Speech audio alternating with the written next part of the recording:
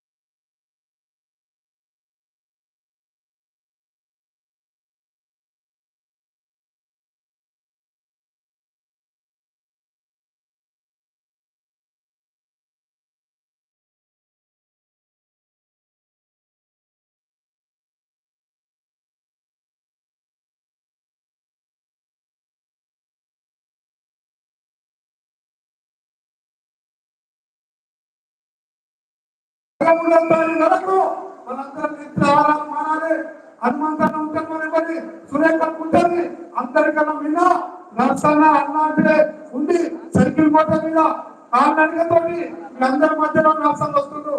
దయచేసి కేసీఆర్ గుండెలో ఇందులో పోవాలంటే మనకు మంచి అవకాశం వచ్చింది. మెదక్ నియోజకవర్గం పార్లమెంట్ లో గజ్వేల్ నియోజకవర్గం అత్యధిక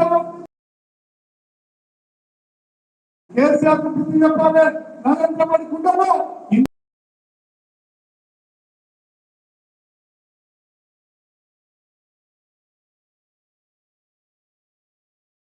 అందరూ కూడా కష్టపడాలని ఈ నియోజకవర్గం ఇన్ఛార్జిగా ఎన్నికల్లో కూడా మీరు గ్రామాల్లో స్వచ్ఛందంగా పనిచేస్తా ఉన్నారు.